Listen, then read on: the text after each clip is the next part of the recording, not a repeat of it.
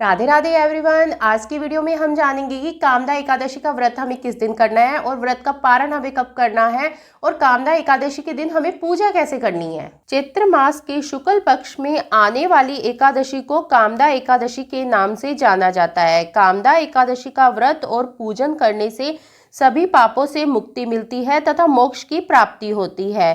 कामदा एकादशी के दिन श्री हरि विष्णु के बाल स्वरूप का पूजन किया जाता है। एकादशी वाले दिन आप सुबह जल्दी उठ के नहा धो के चौकी लगा लीजिए। चौकी पे हमें पीले रंग का वस्त्र बिछाना है। आप चाहे तो ये पूजा अपने घर के मंदिर में भी कर सकते हैं या अलग से चौकी लगाकर भी आप पूजा कर सकते हैं। फिर हम लड्डू गोपाल को नहला धुला के उनका सुंदर सा श्रृंगार कर देंगे। तो हमने यहाँ पे लड्डू गोपाल को नहला धुला के इनका सुंदर सा श्रृंगार कर दिया है।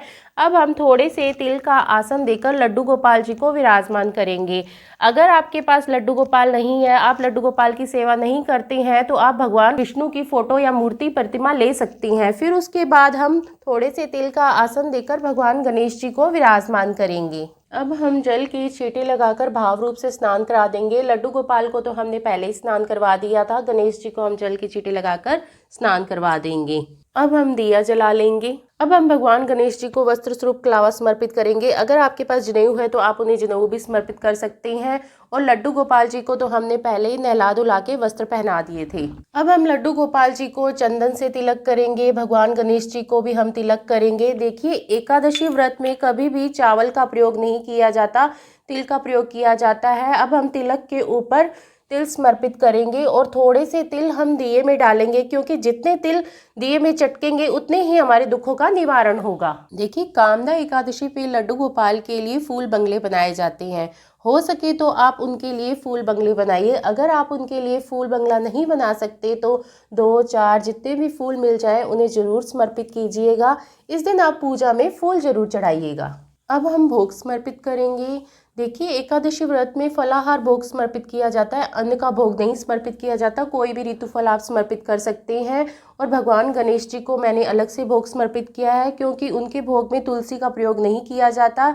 और लड्डू गोपाल को तुलसी युक्त भोग हमें समर्पित करना है। बिना तुलसी के लड्डू गोपाल जी भोग ग्रहण नहीं करते हैं। और हाँ, हमें एकादशी वाले दिन हमें तुलसी को नहीं तोड़ना है, एक दिन पहले ही हमें तुलसी को तोड़ के रखना है। भोग के बाद हम 1 लोटा जल समर्पित करेंगे। फिर हम दक्षिणा समर्पित करेंगे। यथासंभव आप दक्षिणा समर्पित कीजिए। दक्षिणा पूजा में रही कमियों को पूरा करती है। अब हम कामदा एकादशी की व्रत कथा सुनेंगे। अपने सीधे हाथ में थोड़े से तिल और फूल लेकर हम कामदा एकादशी की व्रत कथा सुनेंगे।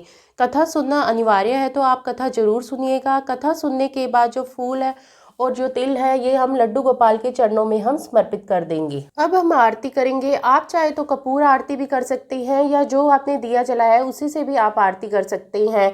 तो सबसे पहले हम भगवान गणेश जी की आरती करेंगे, फिर हम भगवान विष्णु की आरती करेंगे। बड़े ही प्रेम पूर्वक हम आरती करेंगे। आरती करने के बाद फिर हम हाथ जोड़कर पूजा में रही कमियों के लिए क्षमा याचना मांगेंगे और अपनी मनोकामनाएं पूर्ण करने के लिए भगवान से प्रार्थना करेंगे। पूजा के बाद जो 1 लोटा जल है, ये हम सूरज देवता को अर्घ दे देंगे। जो भी भोग प्रसाद हमने चढ़ाया है, ये हम परिवार के सभी सदस्यों में बांट देंगे। शाम के समय भी हमें चौकी पे दिया जरूर जलाना है, आरती हमें करनी है। इस तरह से हमारी कामदा एकादशी की पूजा पूर्ण हो जाएगी। आइए अब जान लेते हैं कि कामदा एकादशी का व्रत हमें कब करना है। इस वर्ष कामदा एकादशी का व्रत 8 अप्रैल दिन मंगलवार को किया जाएगा। व्रत के पारण का समय 9 अप्रैल सुबह 6:02 से सुबह 8:34 के बीच में किया जाएगा। यानी 9 अप्रैल को 8:34 से पहले आप व्रत का पारण कर लीजिएगा। कामदा एकादशी की ये सरल पूजा विधि आपको कैसी लगी, आप मुझे कमेंट करके जरूर बताना। अगर वीडियो आपको पसंद आई हो या वीडियो आपके लिए थोड़ी बहुत भी यूजफुल हो, तो प्लीज़ मेरी वीडियो को लाइक कर देना और मेरे चैनल को सब्सक्राइब कर देना।